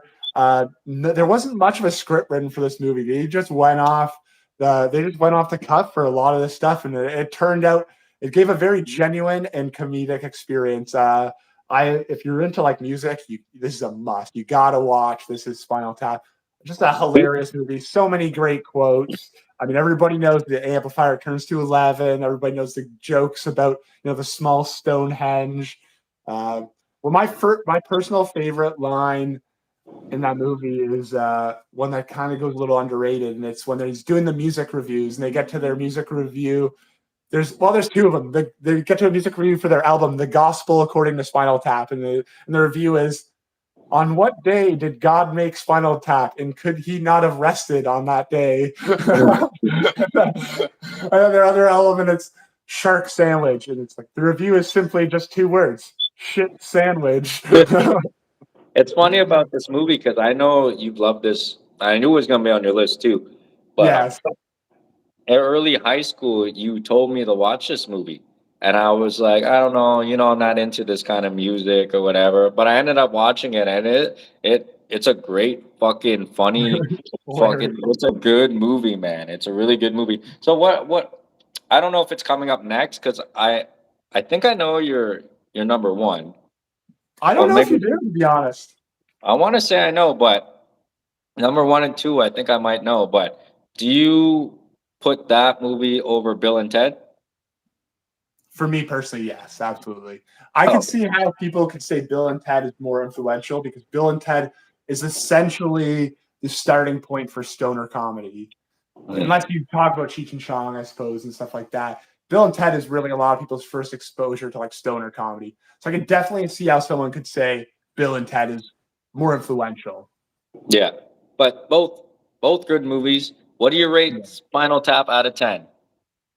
I gave Platoon 8.8. I gave Blade Runner an 8.2, Star Wars an 8. I'll give Spinal Tap. I'll put it on par with. No, I'll give it a 7.8. 7.8. That's fair. That's fair. Yeah, 7.8. Great movie. Another great watch. Another movie that embodies 80s metal. Great movie. Yeah, all right. Number 2. Holy fuck, we're getting there. Yeah. Another movie, again, just a cult classic. If anything ever comes up about the 80s, this movie comes up automatically. It's an automatic watch whenever you flip the channel and it's on, or you see it on Netflix or wherever the fuck it could be. I think everyone's seen this movie. We all love Michael J. Fox, and that is 1985's Back to the Future. We just were joking about it that he goes back in time, you know what I mean? And his mom starts to fall in love with him, but he's gotta make sure his dad and his mom fall in love. He gets to see his dad growing up, and his dad was a loser. Yeah. It wasn't cool. He was bullied, and it works out for the dad and the mom get together, and he's born. But just a fantastic movie. Also, he has to save Doc, so he also saves Doc as well. Couple great cult classic things. This is where we first get a look at the DeLorean. That is everywhere. Like we talk about you, we know for people that watch the show that you love your pop culture. Where does that vehicle rank in pop culture? That DeLorean. Got to be right up there. It's right up there with the Batmobile. It's right up there with the Millennium Falcon. It's right up there with anything. Yeah, it's one of the most well-known vehicles. Whenever you see, even if it's not, even if someone has a DeLorean that there's not many around, they get it built like the one in Back to the Future, right? They get a fake little flux capacitor put in. Yeah, and then we're talking about that beautiful Toyota truck he has. Man, I'm not a truck guy, but that fucking thing is. It is. Toyota was making some beautiful Forerunners back then, so that's actually better than the DeLorean. So, but it's an amazing story about the power of what you could do when you go back in time and how it can change things in the future. He had so many opportunities to, change things, bet on sports, do whatever. But man, I don't know what else I can say about this movie that is just fucking amazing. I think there was a vote that just happened, and Michael J. Fox around the world was voted as the most liked Canadian. So, Oh, you is that know, right? yeah, I seen it. He was the most liked Canadian, and it's typical, most likely based off the Back to the Future series, right? Yeah, He had a absolutely. couple. He had a couple other movies. We talked about Teen Wolf. We talked about a little bit of the other movies that we named earlier. But man, this movie is fantastic. You cannot watch this movie and get bored. We're getting the beautiful Nike shoes. Everyone wants a pair of those. They're so fucking expensive. We're getting the hoverboard. We're getting, like just crazy amount of 80s culture, teenage culture. Oh man, just a beautiful depiction, beautiful story, beautifully written, beautiful actors. Everything is just beautiful in this movie. Yeah, you asked me earlier what movie I would suggest to people as an '80s movie. This would be the no-brainer to me. Like this is to me is the '80s movie. Like we're talking about our personal top tens. If you were Yeah. just going to tell me what are like the most iconic movies of the '80s, I would maybe have this number one. This to me summarizes the genre in a film as well as any movie does. Yeah, and that the storyline is so well written, Yeah, and they got the perfect actors to play it. absolutely. It's an incredible film. I would give this movie probably an 8.9 out of 10. Yeah, It's a you can let's just go 9. We'll go yeah, 9. It's a beautiful movie. I actually went through a couple 80s lists, and this was actually ranked on a few sites as the number one 80s movie. yeah. That's what I was So going to say. Yeah, I yeah, would. it's a beautiful, beautiful watch. I don't think we can say anything negative about this movie. Maybe number 3, you can kind of start saying something Yeah, bad about yeah. it. But number 2 is still good too. But like this movie's fantastic. So number 2 comes Back to the Future, and I'm gonna give it a 9 out of 10. I like that. Arguably the most iconic '80s movie we've named yet. Yeah, for sure. A movie that I just brought up the Predator. We brought up the Star Wars series. Star Wars is not for everyone. The Predator is Yeah, not for everyone. You can sit with your family and watch Back to the Future. I think everyone has seen that movie. Just an incredible watch, man. like you said, something for everybody in that movie. Yeah, great, man. Can I get a little Johnny Be Good? Go, Johnny, go, go. And hey, Biff might be the most iconic movie bully ever, too. Yeah, yeah. And then he ends up washing cars after, man. So Fucking Biff. don't be a bully because there's always someone that can go back in time. All right. Yeah, don't be a Biff. Let's Biff naked. You're a Biff naked. Oh God. For some reason, Anyway. I know it's not in this movie. I know it's not in this movie, but for some reason I want to go. Oh, Doyle rules.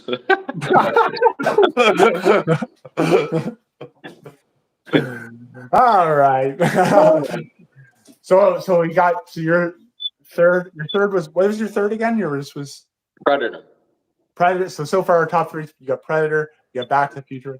That's pretty fucking solid. I had Spinal Tap for 3. My number two is gonna be my. Don't take my number 1. Hopefully, it's not my number 1. I don't know. It's the last of the 3 John Carpenter movies I had on my list, and that is 1982 horror sci-fi The Thing. Okay, it's not my number 1, but No. man, The Thing is a fucking beautiful movie, man. That's a good movie. Tell us a little bit about The Thing. Well, I didn't discover this movie into my 20s. I didn't discover a lot of John Carpenter into my 20s. I think the only John Carpenter I'd watched previously was like Halloween. And so I started getting into his other films. I think The Thing was maybe the second one I watched. And I was just like overwhelmed by just the feeling you get watching this movie, the feeling of claustrophobia in this movie. Oh, yeah. You know, the setting, they're in this remote research camp in Antarctica, and this fucking alien creature thing gets it into their camp, and it can essentially take the form of any of its victims. And basically, they got to take it out before it picks them off one by one and expands to the rest of the planet, basically. And just like that feeling. I mean, you've seen it in films a lot of time before. The whole like, is he the bad guy or is he my friend kind of thing. Like you see it in TV, you see it in movies all the time. This might be one of the best jobs I've ever seen anybody do of it. You're just on edge the entire movie. I compare it similar to like maybe the first Aliens movie, just that feeling of horror, claustrophobia. You're stuck in this dark small space and this thing's hunting you, and it's Just a staple of a thriller, right? Like yeah, hard absolutely. to And hard they, to I've never beat. seen the original, but I know there's a remake since with George Clooney that's not very good, but I've Yeah. never seen it either. But Yeah, but again, right, if we're talking about 80s, the thing comes up along with Back to the Future. Like yeah, it's like that. We got The Shining. We yeah, got, a bunch of these movies that are just thrillers that are just so well written in the plot. Like we said, it's not about the cinematics, it's not about the special effects. It's about how strong the plot is and how it can just carry the movie for an hour plus. yeah. And you don't get any better than the thing. Yeah, just a masterpiece of like cinematography too. They just take great angles at everything that really just captures the environment and stuff. Very much not environmental based movie, and by that I mean like it's really the feeling of your surrounding is what really Yeah. makes this movie a great movie. I think. So, what do you rate this movie out of 10? Um, I will give this movie. I will give this movie the same as Platoon. I'll give it an 8.8. Okay. It's good rating. Good rating. Yeah. A great movie. I want to. I thought I knew what your number one was, but I I don't have think you like do. I have like three movies in mind, but I won't say it because we're coming up to that number. Is there anything else you want to say about the thing? No, I think Even with these '80s movies, we talked about it with in our music episode a lot with records and the artwork, the art style of the case mm, or the VHS we're talking about right now. That draws you in. It's got the big white letters of thing. It's got the blue and yeah, yeah, like that even absolutely. That's become very iconic. You know, you watch Stranger Things, the kids have it on their basement wall and stuff. Like even the that, Back to the Future, nothing yeah, better yeah, when oh, standing in front absolutely. of the DeLorean. You got like they just Even the knew how to promote these movies without yeah, the internet, right? It yeah, was yeah, a lot of beautiful artwork. We're talking about old video games, some of the best artwork you see on those cover boxes. So it has yeah. no difference with '80s movies, man. And I think a lot of the video game art that we like, for especially the stuff from the '90s, like Super Nintendo stuff, I think a lot of it's influenced by stuff like this. Yeah. So let's give a recap, I guess, before I go to number one. Yeah, absolutely. If you can I'm remember pretty your sure you order. probably know my number one, but okay, number 10, Grave of Fireflies, a great movie. Number two, The Untouchables. Oh wait, no, I'm going backwards. Number Do you nine, remember your sorry, rating? Untouchables. Do you like number your nine, rating? number nine, Untouchables. No, no, it's okay. Number eight, Buckaroo Banzai, a movie Dan should watch. Number That's seven, all. Never Ending Story. Number six, Bloodsport. Number five, Star Wars Return of the Jedi.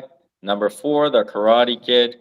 Number three, Predator. Number two, Back to the Future. And my number one, I fucking love this movie. I've seen it so many times. I said it earlier. My favorite movies are kids going on an adventure. It's not The Goonies. It's 1986, Stand By Me. One of the best fucking movies I've ever watched. I cannot get enough of this movie. There was a time when I was in high school and I watched this movie fucking every day before going to bed. I fucking love this movie. Basic plot: young kids hear about a dead body of one of their townsmen, and they go looking for the body. Follow the train tracks, but there's a lot of adventure that comes along the way. Man, such a beautiful written movie, man. We're getting a lot of you get the group of characters, and then at the end, it's fucking you see them the backstory and what happens to them. Some of it's really sad, some of it, you know what I mean? But just a great, fantastic movie. Embodies the '80s for me. This is the first movie on our list that's gonna get a 10 out of 10 for me. I fucking love Stand By Me. I don't think you can say a bad word about this fucking movie. No, Stand By Me is absolute classic. You said, we brought up like those. It's not. I wouldn't say like it's a coming of age movie. It's more of like an adolescent adventure movie. Like you said, you have that camaraderie of childhood friendship going on an adventure. Probably no movie has ever done it better than Stand By Me. You brought the Goonies. Goonies is like this one that people always bring up all it, but the Goonies can't hold a candle to Stand By Me. No. I The think the Stand By Me is Goonies just as one, enjoyable as an adult, it's too. more fun. The Goonies is more like that funnish kind Yeah, of like child movie like this, but this one, it's just has more beautiful. serious tone. You really follow the plot. A lot of some of the characters are going through a lot of struggles, and it's just a beautiful, beautiful watch, man. I remember also walking in our little town. I remember one day we were at the skate park, and we were like, let's just walk home and follow the tracks, and Yeah. it just reminds me of this movie. And I remember one of our buddies, and I know that's why you're laughing. He disappeared on us. We didn't know what to do, and we were gonna film a movie of us just walking the track, trying to find him, right? So it's just a movie that really, really like it's weird to say, but it's touched my heart. It's one of my favorite movies of all time. It's amazing. It's a 10 out of 10 for me. If you haven't seen this movie, go and watch it. Stand By Me is fucking phenomenal. Yeah, I can definitely understand why it could be somebody's like one of their absolute favorite movies of all time, because especially if like you grew up watching that movie, like it's a movie where you become completely attached to the characters, the plot, like, and especially if you grew up with it, because it just feels like almost like part like a memory of yours. You know what I mean? Like, It's an amazing story. Like we said it so many times. These 80s and 90s movies, the plot just carries the movies, and when they get the right actors, you don't yeah, need special effects. You don't need this no, other stuff to feel emotion and connection. You just feel connection to every character here. We all have friends that have similar things to these characters and what they're yeah, going through.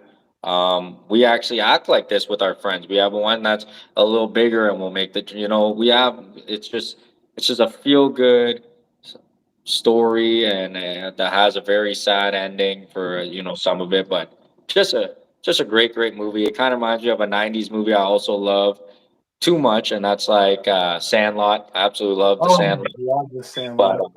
any movies with kids or teenagers going on an adventure, that's my fucking favorite. That's it sees through my top 10. We got Karate Kid, we got Yeah, Stand By Me, right? We got Grave of Fireflies. It's the young kids that are trying to survive. It's never ending story. I just love that type of genre, and the '80s gives it like no other, man. yeah. I can't argue with that pick. That's an excellent pick. Absolutely a classic movie, and yeah, a staple of the '80s too. Beautiful movie, man. Yeah. Can I get a BB King sample, dude? Let's just do that by Dude, voice. dude, dude. Every time now, it's gonna be the thing. I go, can I get a sample? Yeah. All right, buddy. Give me your recap and your number one. Okay, to recap my list, I started at number 10 with Top Gun. Then we went to not number 9, and we had They Live. Then at number 8, another John Carpenter movie, Big Trouble in Little China. Then number 7, A Christmas Story. Number 6, Star Wars Empire Strikes Back. Number 5, Blade Runner. Number 4, Platoon. Number 3, This Is Spinal Tap. And at number 2, The Thing. And at number 1 is a movie by my absolute favorite director of all time. It was made in 1980, and it is Stanley Kubrick's horror mystery classic, The Shining. I knew it. I was Yeah, gonna say, it's either gonna be Full Metal or Full The Metal Shining. Shining. Yeah, It sucks that I said The Shining before I fucking fuck. and both Kubrick too. Like, just yeah, definitely my favorite director of all time. What more can you say about The Shining? Just a quick synopsis for anybody who has never seen The Shining, which I'm sure there isn't many of you out there. Stars Jack Nicholson. It's one of, in my opinion, Jack Nicholson's best performances, and that says a lot. I He agree. stars, I agree. yeah, he stars with Jack Torrance, who's a writer who's hired to become the winter caretaker at the isolated Overlook Hotel. It's like nestled in the mountains in Colorado. It's not accessible in the winter, so he takes his family up there to take care of the hotel over the winter.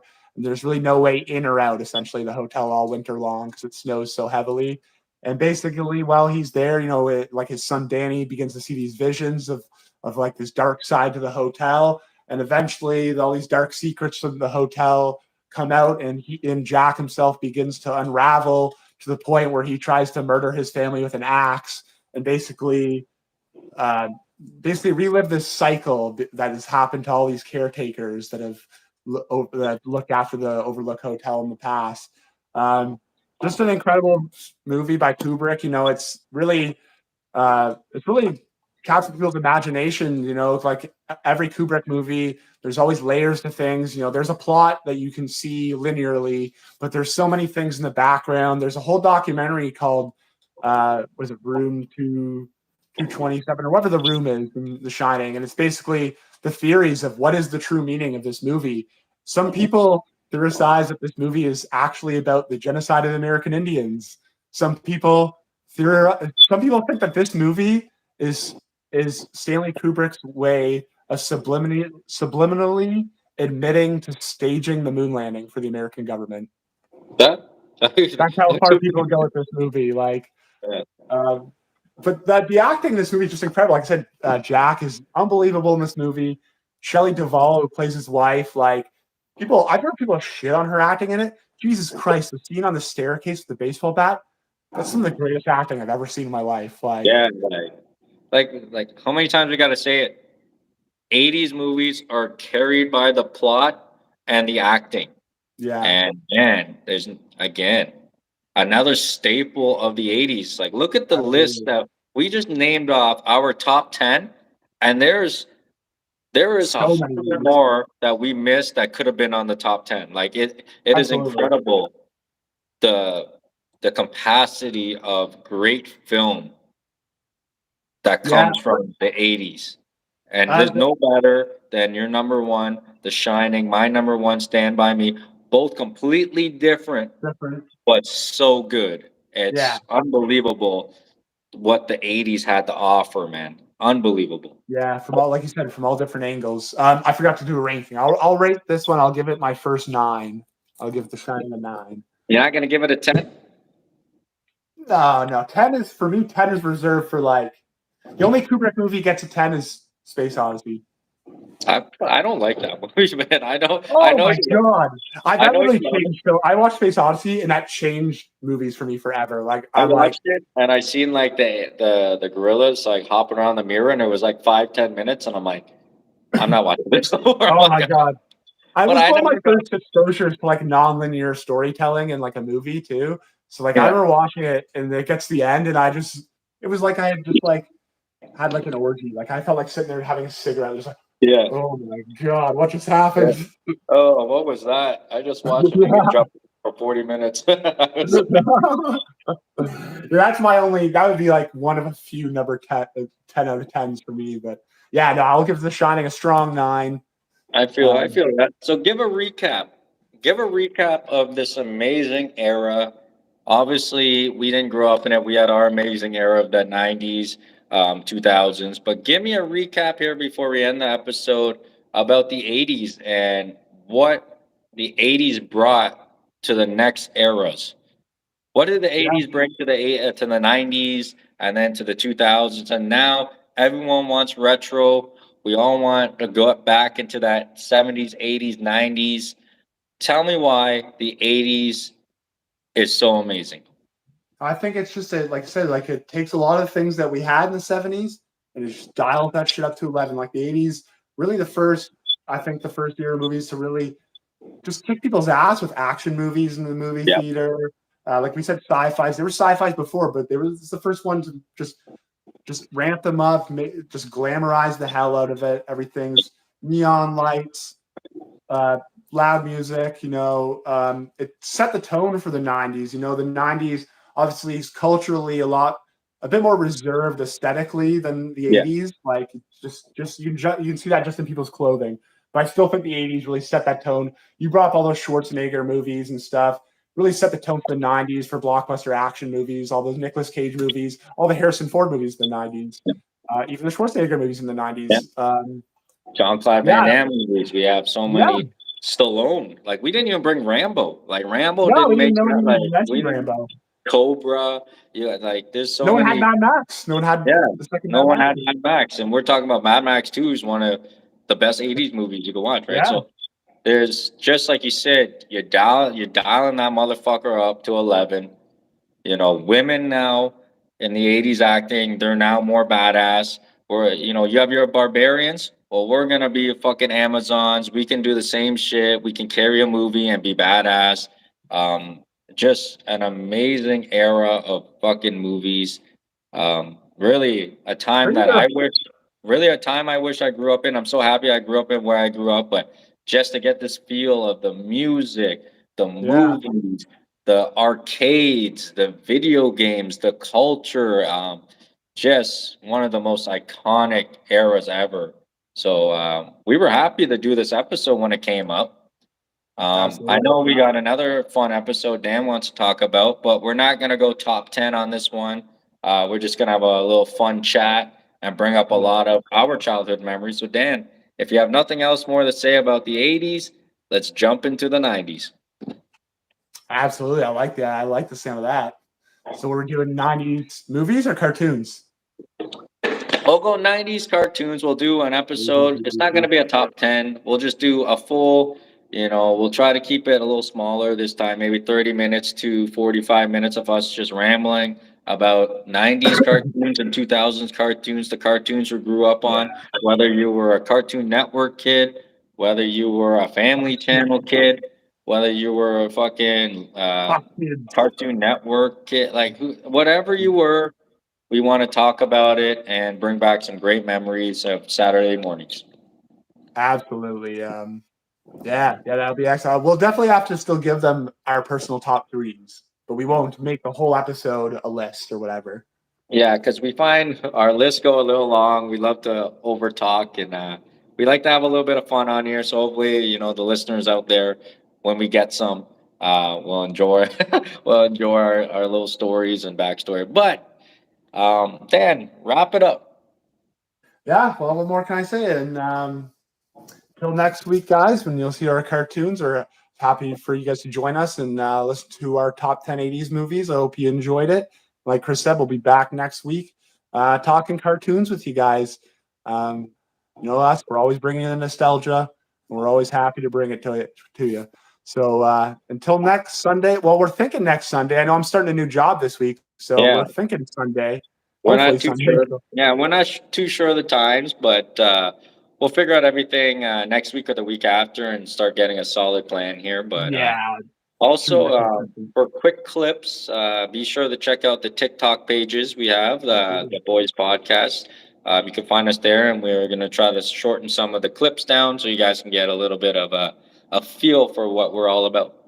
Yeah, absolutely. And maybe in the next week, I'll try to get us onto maybe Insta and Twitter as well. So if you guys want to look us up there. Yeah, we'll be all over the place for all your retro needs and goods and good listen to, especially when you're driving your vehicle to work or you're going a long distance.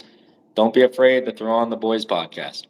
Absolutely. Just a couple 30-year-old guys talking shit, talking pop culture. Just your average dudes. That's it. And we don't have an OnlyFans page, so Yeah. that that may come at some point. But anyways, guys, till next week with our favorite cartoons. We'll see you then. This is Chris, and that's Dan. Punching out, guys. Take it easy.